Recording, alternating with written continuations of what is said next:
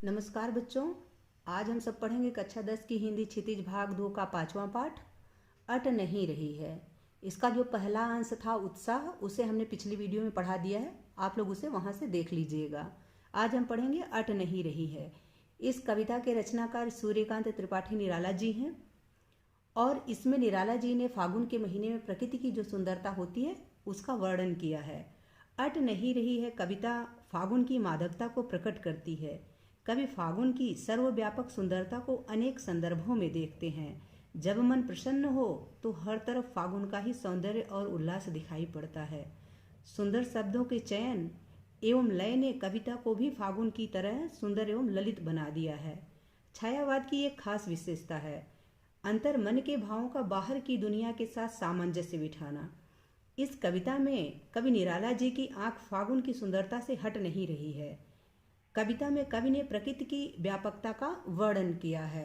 तो चलिए पढ़ते हैं पाठ। अट नहीं रही है।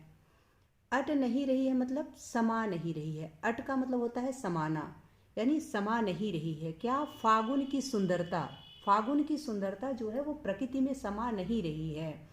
कवि कह रहे हैं अट नहीं रही है आभा फागुन की तन सट नहीं रही है। इसका अर्थ है कि फागुन के महीने में प्रकृति इतनी सुहावनी हो जाती है, इतनी सुंदर हो जाती है कि उसकी जो सुंदरता होती है वह उसे समेट नहीं पाती है। सट नहीं पाती यानी समेटना, समेट नहीं पाती है, वह बिखर जाती है। हर तरफ प्रकृति की सुंदरता फागुन के महीने में बिखर जाती है। आभा का मतलब होता है चमक। जो फागुन के महीने में प्रकृति की चमक होती है ना, वो हर तरफ फैली हुई दिखाई देती है, हर तरफ बिखरी हुई रहती है। कवि कहते हैं कि प्रकृति फागुन के महीने में अपनी सुंदरता को समेट नहीं पाती है, वह प्रकृति के अंदर समाती नहीं है बल्कि दुनिया में फैल जाती है, हर तरफ फैल जाती है। ठीक उसी प्रकार जैसे मान लीजिए कि आपने कोई 1 लीटर का घड़ा लिया हुआ है, छोटा सा मटका लिया है और आप उसमें 2 लीटर पानी का बॉटल लेके उसमें पानी डालना चाहें कि 2 लीटर पानी भर दें। जब मटका छोटा है तो जब आप उसमें पानी भरेंगे तो 1 ही लीटर का है तो 1 ही लीटर समाएगा, बाकी पानी तो बाहर फैल जाएगा। ठीक उसी प्रकार प्रकृति की सुंदरता फागुन के महीने में इस तरह से बढ़ जाती है कि प्रकृति उसको अपने अंदर समेट नहीं पाती और वो धरती पे हर तरफ बिखर जाती है, यानी फैल जाती है। उसी का वर्णन कवि ने यहाँ किया हुआ है कि फागुन के महीने में प्रकृति की जो चमक होती है, प्रकृति की जो सुंदरता होती है, वह प्रकृति के अंदर समा नहीं रही है। कहीं सांस लेते हो घर घर भर देते हो, उड़ने को नभ में तुम पर पर कर देते हो। कवि यहाँ फागुन के महीने की सुंदरता का वर्णन कर रहे हैं। फागुन का महीना होता है, सर्दी बीतने के बाद आता है फागुन का महीना, और फागुन जो होता है वो हिंदू जो वर्ष होता है उसका आखिरी महीना होता है। उसके बाद चैत्र आता है जो हिंदू नववर्ष का पहला महीना होता है। तो फागुन जो है ये हिंदू वर्ष का आखिरी महीना होता है और इसमें ऐसा होता है, ये फरवरी मार्च के महीने में आता है। जो अंग्रेजी महीना है इसके फरवरी मार्च में आता है। इस टाइम सर्दियों का मौसम बीत चुका होता है और थोड़ी थोड़ी सी हल्की हल्की सी गर्मी स्टार्ट होती है, यानी ना गर्मी रहती है ना सर्दी रहती है, मौसम बहुत ही सुहावना रहता है फागुन के महीने में। होली का मौसम, होली फागुन में ही आती है। तो वही कवि कह रहे हैं फागुन से, ऐ फागुन जब तुम सांस लेते हो। फागुन के महीने में पेड़ पत्ते एकदम हरे भरे से हो जाते, हर तरफ फूल ही फूल खिल जाते हैं। सरसों में फूल आए रहते हैं, आम में बौर आए रहते हैं, गुलाब के फूल खिले रहते हैं, कनेर हो, गुड़हल हो, टुलिप हो, कोई भी फूल हो, हर फूल खिला रहता है। जो पेड़ पौधे होते हैं वो अपनी पुरानी पत्तियों को झाड़ चुके होते हैं और नई नई पत्तियां निकल रही होती हैं फागुन के महीने में। तो कवि वही कह रहे हैं कि जब फागुन के महीने में हर तरफ फूल ही फूल खिले रहते हैं, तो ऐ फागुन जब तुम सांस लेते हो, ऐ फागुन जब तुम सांस लेते हो, तो जो तुम्हारी खुशबू है, जो तुम्हारे अंदर फूलों की खुशबू है, वो ऐसे फैल जाती है कि उससे हर घर में सुंदर सुंदर महक घुस जाती है, हर घर में महक चली जाती है ना। फागुन के महीने में हर घर में सुगंधित वायु जाती है, यानी जब हवा बहती है, प्रकृति की जब हवा चलती है तो बहुत सुगंधित होती है और वह हर घर को अपनी सुंदरता से, अपनी महक से भर देता है। फागुन के महीने में ऐसा होता है। और कभी कह रहे हैं उड़ने को नभ में तुम पर पर कर देते हो, यानी उड़ने के लिए सबके अंदर इतना उल्लास भर देते हो, इतनी खुशियां भर देते हो, सबका जो आलस है ना वो छूट जाता है फागुन के महीने में। तो सभी लोग एकदम एक्टिव हो जाते हैं, ना गर्मी होती है ना सर्दी होती है।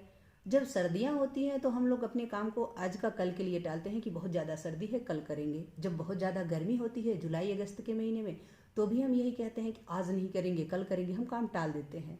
सर्दी में भी टाल देते हैं, गर्मी में भी टाल देते हैं। लेकिन जब फागुन का महीना होता है, जो फरवरी मार्च का महीना होता है, उस टाइम इतना अच्छा मौसम रहता है, उस टाइम कोई अपने काम को नहीं टालता, सभी लोग एक्टिव रहते हैं। अगर कोई पक्षी ही है तो वो भी सर्दियों में सिकुड़ा हुआ सा रहता है, परंतु जब फरवरी मार्च का महीना आता है, फागुन का महीना आता है, तो वो भी आकाश में उड़ने के लिए तैयार रहता है। ठीक उसी प्रकार लोग भी अपने आलस को छोड़ करके अपने अपने काम में लग जाते हैं। तो उसी का वर्णन करते हुए कवि कह रहे हैं कि फागुन, तुम सबको ऐसे आसमान में उड़ने के लिए ऐसा लगता है कि तुमने सबको पंख दे दिया है, सारे लोग एक्टिव हो जाते हैं तुम्हारे आने पर। आंख हटाता हूँ तो हट नहीं रही है। कवि कहते हैं कि फागुन की सुंदरता इतनी ज़्यादा है कि जब मैं अपनी आंखों को प्रकृति से हटाना चाहता हूँ तो वो हट नहीं रही है।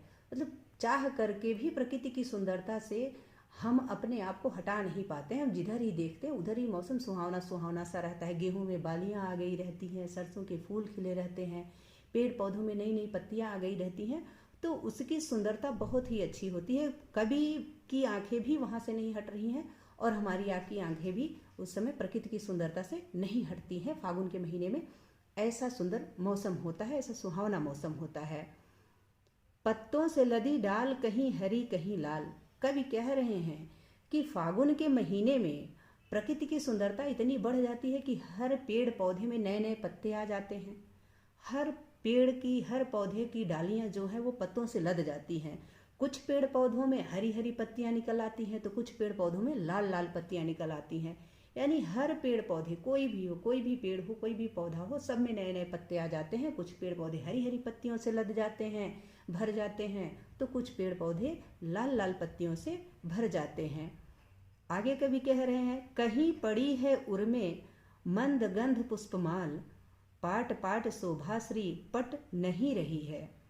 कवि कह रहे हैं कि कहीं कहीं तो ऐसा लग रहा है कि जैसे प्रकृति ने अपने हृदय पर एक ऐसे पुष्प की माला धारण की है कि जिसकी मंद मंद सुगंध, मंद मंद गंध का मतलब होता है कि मंद मंद सुगंध हर तरफ फैल रही है ना। प्रकृति ने फागुन के महीने में जो पुष्पों की माला पहन रखी है, मतलब कि हर जगह फूल खिले हैं ना, हर पेड़ पौधे में फूल है। आप देखो तो आम में भी बौर आ जाता है, यानी आम का फूल है, और गुलाब का फूल है, गेहूं में बालियां आ जाती हैं, सरसों के फूल हैं, तुलिप के फूल है, गुड़हल में फूल है, कनेर में फूल है, गेंदे में फूल है। मतलब जिस भी पेड़ पौधे को देखो फागुन के महीने में सब में फूल आए रहते हैं। तो वही कवि कह रहे हैं कि फागुन के महीने में प्रकृति जो है, ऐसा लगता है कि प्रकृति अपने हृदय पर, जब हम माला पहनते हैं तो देखिए माला गले से होकर कहाँ लटकती है, हमारे हृदय पर लटकती है। तो वही कवि कह रहे हैं कि प्रकृति जो है पुष्पों की माला अपने, ऐसा लग रहा है कि प्रकृति ने पुष्पों की माला अपने गले में लटकाया हुआ है, अपने हृदय पर धारण किया हुआ है, जिसकी सुगंध जो है मंद मंद सुगंध हर तरफ फैल रही है, हर तरफ फैल रही है। पाट पाट शोभा श्री पट नहीं रही है। पाट पाट का मतलब होता है जगह जगह, और शोभा श्री का मतलब होता है सौंदर्य से भरपूर, सौंदर्य से परिपूर्ण, सौंदर्य से भरपूर।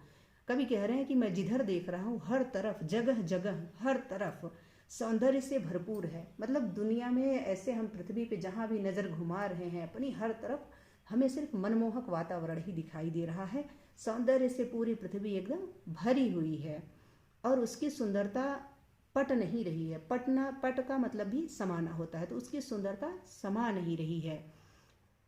तो कवि जो है फागुन के सौंदर्य में डूब गए हैं। इस कविता में निराला जी फागुन के सौंदर्य में डूब गए हैं। उनमें फागुन की आभा रच गई है, ऐसी आभा जिसे न तो शब्दों से अलग किया जा सकता है और न ही फागुन से। होली के आसपास जो परिवर्तन दिखाई देता है उसी का वर्णन कवि ने यहाँ पर बहुत ही सरल शब्दों में किया है। तो आशा है कि आप सबको इस पाठ का अर्थ बहुत अच्छे से समझ में आ गया होगा। ठीक है, मिलते हैं अगले वीडियो में। तब तक के लिए देखते रहिए राष्ट्र गौरव हिंदी संस्कृत। नमस्कार।